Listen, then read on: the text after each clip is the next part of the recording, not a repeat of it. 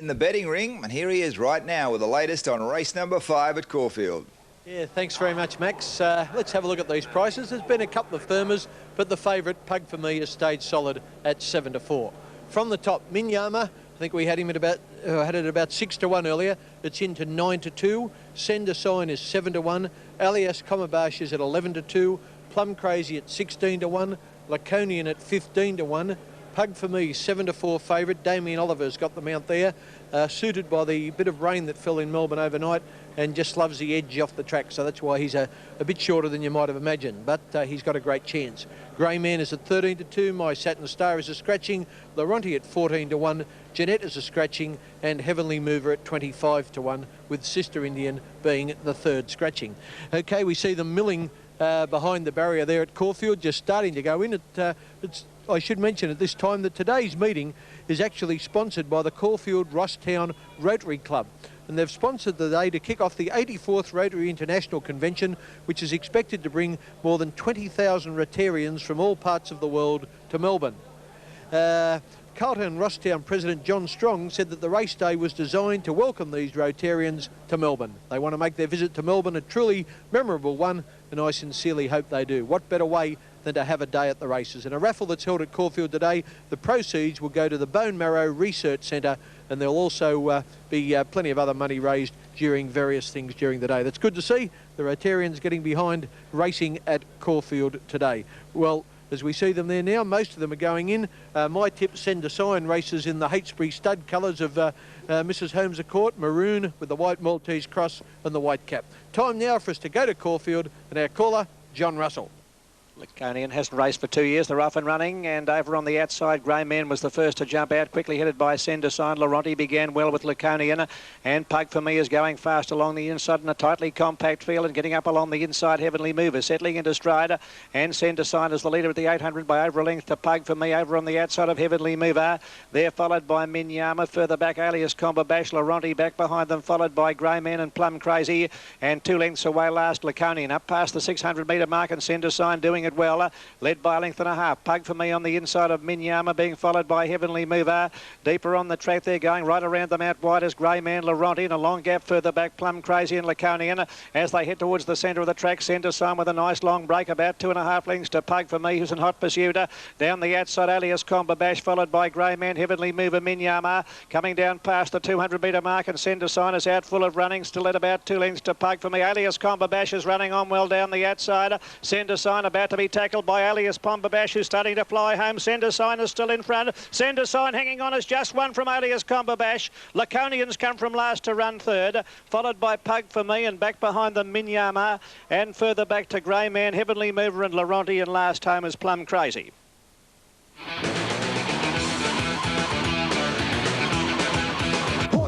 I feel the floor when I'm on stage, yo, you ask for more. I'm on the edge, I know the ledge. I work real hard to collect my cash. Tick, tick, tick, tick, take the time. When I'm going for mine. Can you believe that fella? He is a daredevil. He was being towed by a helicopter across the desert, appropriately enough wearing his sand shoes. Takes all types. OK, let's have a look at the Victorian TAB evidence for Caulfield Race 5. The White Pages handicap 2, 3 and 5. The numbers, Send a Sign, 840 and 250.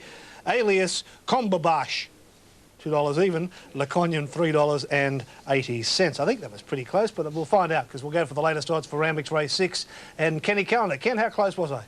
It was very close, but the right number went up there, and that's all that counts. God bless Send a Sign. Here are the prices for the first leg of the Daily Double at Randwick. Lake Road at 30-1. I might mention they bet double-figure odds on course Send a Sign, an advertisement to get to the races. Charrick at 10-1. The Boat Builder, I've tipped him here, but I didn't dream he'd be quite as short as this. I think he'll get out a little bit. Regal Arch at 50-1. Blazing Thoughts is a scratching. Pipaway likes Randwick at 7-1. Stylish Sid and Trad have been left at home in their stalls. Stylish Sid, that's a bit hard for me to say. Here's another one. Montessori Lad, 50-1. Pine Lodge Lady, Kevin Moses' mount, is at 7-1, 30 Considered, 30 Yellow Monday, 60 Babylon Bard, 14 Playing Hard, 10-1 Rainbow Road, 30-1 Quiet Riot, and the Race Due Bear at 3.15. Good on you, Ken. Thanks. OK, 4 Number 6 at Randwick is the Jack Green handicap, and here's Kenny Calendar. Thanks very much, Max. We've got the latest update on the prices for this, the first leg of the Daily Double, and the favourite's still at pretty niggardly odds. he wins, I suppose that's okay. Number 1, Lake Road, is at 30 to 1, in from 33s. Charrick, he'll get back a bit, but be steaming home. He's at 9 to 1. The Boat Builder's out a little bit now to 5 to 4. Bookies are a little bit more generous. It's about $2.20 on the tote for $1 investment. I think you'll get out a little bit more by post time. Regal Arch at 33, Blazing Thoughts is a scratching. Pipaway, to be ridden by Malcolm Fitzgerald, is almost out to 6 to 1. Stylish Sid and Trad are both scratched. Montessori Lad is in from 50s to 40s. Pine Lodge Lady, Kevin Moses Mount, still at 7 to 1. Considered, Old Considered is 30s into 25s. Yallamundi is at 30 to 1. Babylon Bard at 66.0 to 1. Playing hard, showed up in a welter here the other day, and he's not hopeless. He's about 12 to 1. Rainbow Road. Now, there's been some good money for Rainbow Road, into about 9 to 1. Now, I think we had it at 10s earlier, 9s and almost into 8s, actually. So Rainbow Road's been well backed. And Quiet Right, Shane Miller's mount, is at 33 to 1. Okay, behind the barrier, that's Charrick. Now we can see with Rodney Quinn aboard. Charrick in the blue and black colours with the gold sleeves and the black cap. Charrick is now trained by Kevin Robinson, and as I said, he'll get back in the field, but he'll sure motor home, won't he, John? He certainly will, Ken, and I was very impressed with that opening shot of you, son. I thought you looked a fine stamp of a man. Okay, we've got 3 minutes now to the Jack Green handicap, and the runners are a bit under that, say 2.5, and they're milling around behind the line. The stalls have been locked in front. Ken was talking about Rainbow Road. This mare, owned by Sydney Turf Club director Don Story and his wife Val, she's been very sparingly raced. Today is only her 4th start, and yet she is a 4-year-old rising 5. So she made a very late start to her racing career, and that indicates that she had plenty of problems early. She's by that wonderful horse, Luskin Star, and he won the Golden Slipper back in the mid-70s amongst other top races, and has gone on to become an outstanding sire. The favourite there in the purple and orange colours in the background is a horse called the Boat Builder. He's not very big, is he? He's a lightly framed little fellow, and he's racing with that lamb's wool pad underneath the girth. Some horses are what we call girth shy. They can get all sorts of irritation from the girth strap, and many trainers utilise that lamb's wool precaution. Bart Cummings is one trainer who uses them frequently. This horse is trained by John Morrissey at Canberra, another very astute man with a horse. The most raced runner in the field is Considered, who's a 5-year-old, ridden by Ron McDougall. She's having her 38th start today. Malcolm Johnston has a mount in the race. We might just find Mighty Mal here in a moment. He's on number 12, Yallamundi, which is a flashy chestnut horse trained by T.J. Drayton at Newcastle. Yallamundi ran a very good race at Canterbury midweek last Wednesday week, in a weaker field, admittedly. But I thought he was unlucky not to have won on the day. Where are you, Malcolm? There's number 15. Well, that'll do. That's Rainbow Road. That's that lightly raced mare I was telling you about, in Don Story's well-known colours, yellow and black quarters, yellow sleeves and cap. And I still can't find Yallamundi. We'll have a look at that horse in a moment. Number 12, Saddlecloth. He must be there somewhere. No, he hasn't arrived yet. Here he is now, being escorted by the clerk of the course and just about to arrive at the gates. Now, Considered is the first one in. Playing Hard goes forward, waiting on Charrick to come up, and Rainbow Road, and there's Babylon Bard looking for his spot.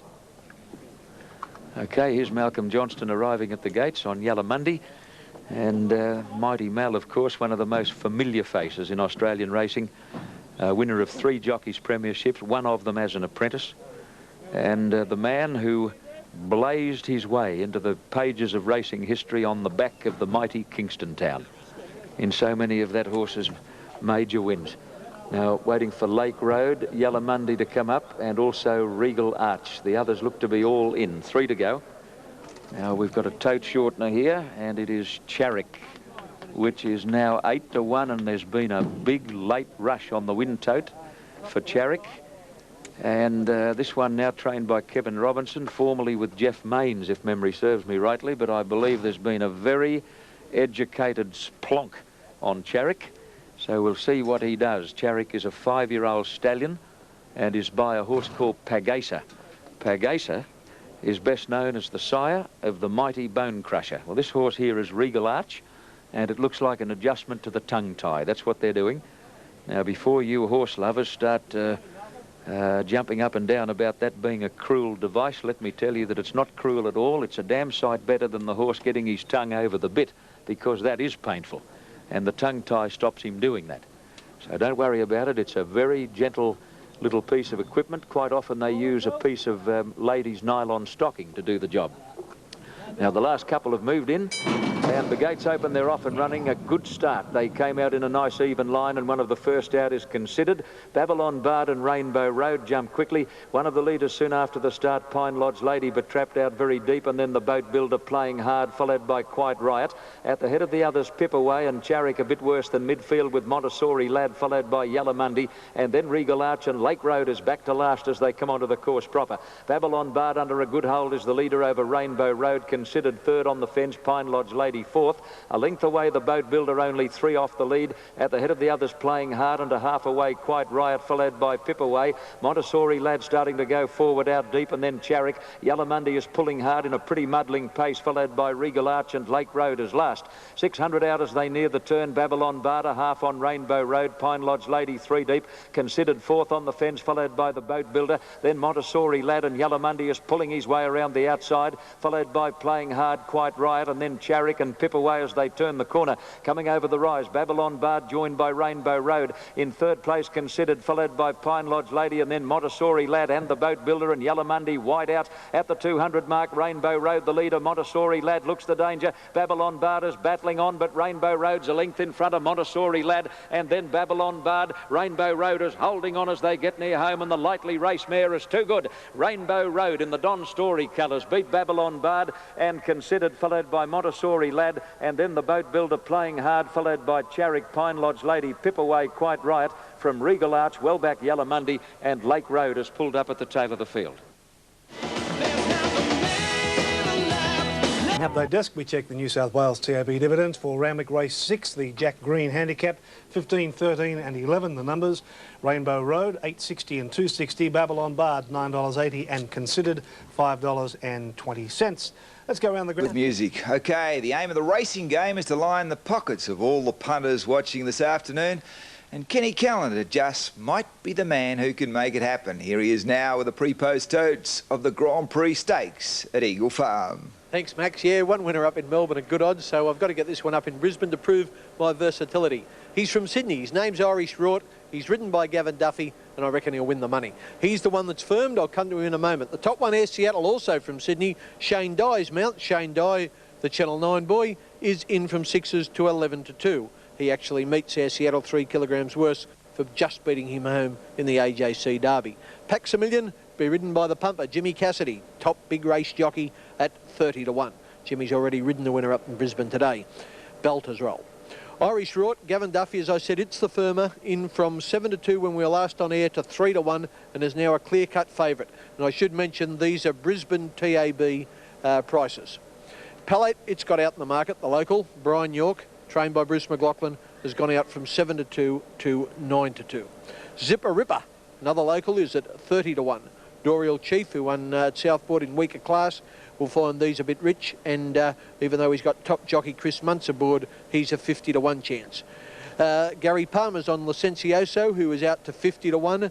Bourbon Beat, Tony Earhart, is at 60 to 1. Boom Boy, no takers for Boom Boy, he's at 125 to 1. Prince of Ipoh, he's from Sydney, or trained in Sydney by a New Zealander, Graham Rogerson, and he's ridden by Alf Matthews from Adelaide. So everybody's represented with Prince of Ipoh. He's a quite tip around the course, but I just don't think he's quite good enough. He's at 15 to 1. Regal Clipper is at 11 to 1. Firebolt, Welling Commission at 7s. British General at 60s. Universal Law 14. Sardonic 66. And a Hug 8 to 1. And Brittle 66 to 1. The distance 2,200 metres. We're just waiting for 1 or 2 more to go in, and then they'll be ready for action in the Grand Prix. If you're looking for Irish Rort, he's in barrier 2 with yellow, dark blue diamonds and green sleeves.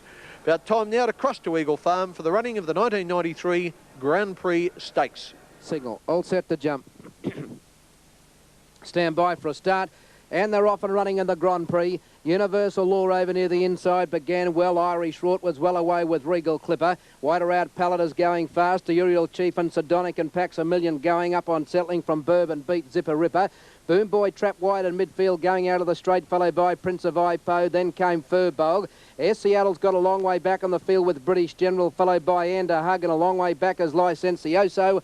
and Brittle at the tail of the field. Up the side at the 1700 metres, Mark and Pax a Million goes to the lead by a length over Regal Clipper.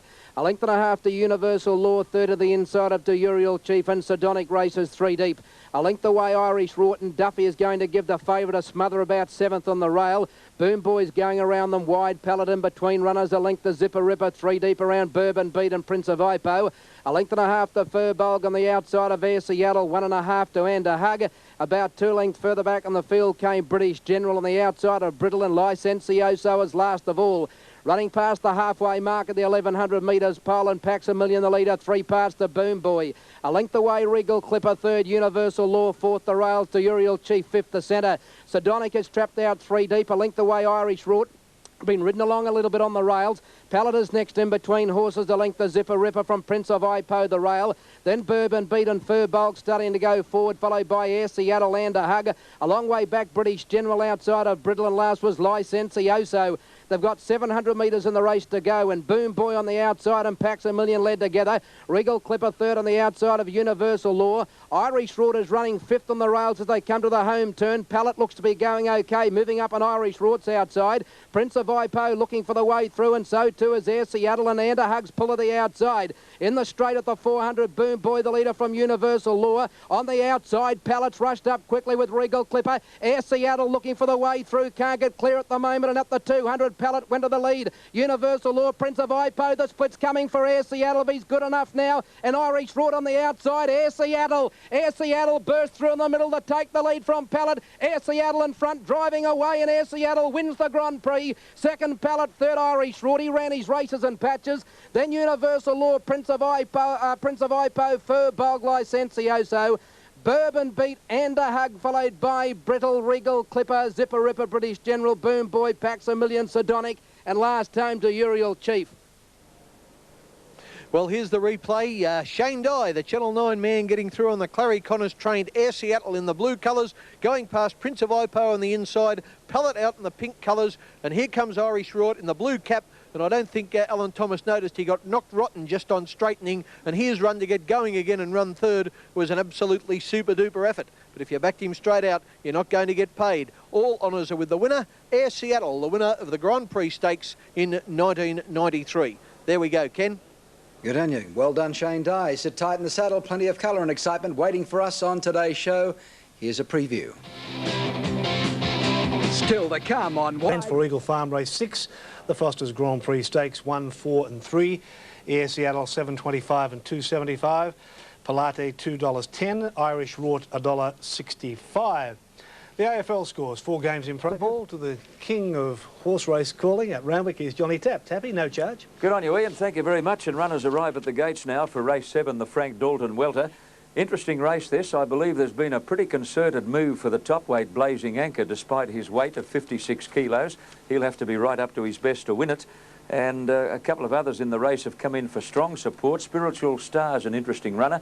He put together a sequence of wins, Ken, before being freshened, and he's come back today. How does he look to you? Looks a treat, John. I think either he or Sakulu will win, and I'm hoping it's Sakulu. They both look well, and I've got my money on Sakulu. Let's look at these prices. Number 1, Blazing Anchor, as John told you, there's plenty of money for him. He's now into about 9 to 2, $5.60.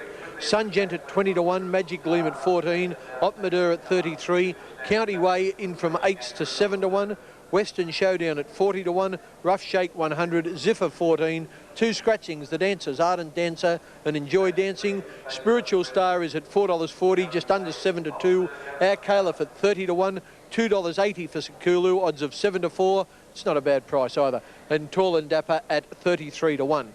Okay, that's Blazing Anchor now behind the barrier. Kevin Moses is riding him, and as John told you, he's been very well backed. Kay Moses to ride and Jack Denham to train. It's a good combination, and there's Sakulu coming across in the background there in the pink and cerise colours, ridden by the Canberra jockey Kevin Sweeney, going into an inside barrier. I hope we see him well clear of the others when the serious business starts. That is talking through my kick. Johnny, they're just about all in. Is there any other way to talk? In 17 languages, all of them fluently. Now, starter onto his stand, and they're ready now. As Blazing Anchor moves in, and they're off and running. Pretty good start, a little slow as Western Showdown, who went straight back to the tail. Sakulu bounced out in front of Sungent. Quickly into stride, Ziffer, Magic Gleam will settle fourth, followed by County Way, Blazing Anchor, Our Caliph, Tall and Dapper, Rough Shake, and then Spiritual Star and Opmadur, with Western Showdown last after that slow start. To the first turn, they're going a pretty good gallop, and Sungent is joined by Sakulu on the outside, keen to go faster. In fact, Sweeney just lets him stride to the front now, and Sakulu takes over coming around the first turn. In second place, Ziffer, Sungen third, Magic Gleam fourth, who's one out. Blazing Anchor travelling 3 deep at the 800 mark, and 2 lengths away County Way. A length then to Rough Shake and a half to Our Caliph. Western Showdown making ground right up along the inside, followed by Tall and Dapper and Opmadur and last Spiritual Star.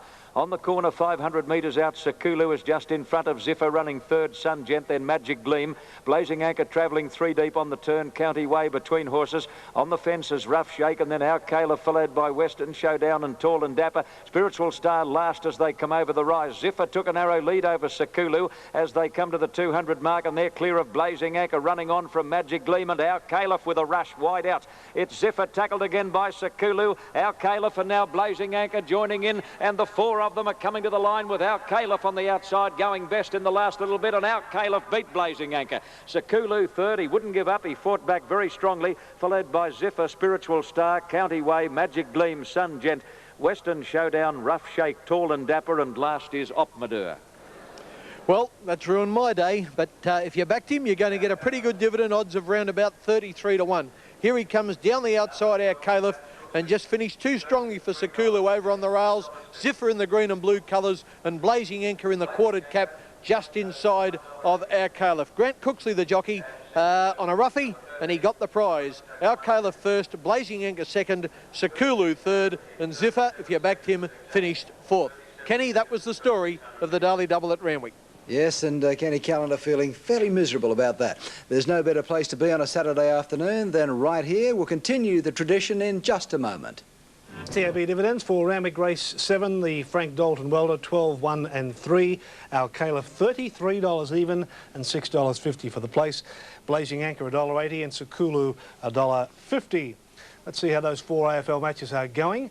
Essendon and Adelaide, 19 points in it. The Bombers lead 10 goals, 9 to Adelaide, 8 goals, 2.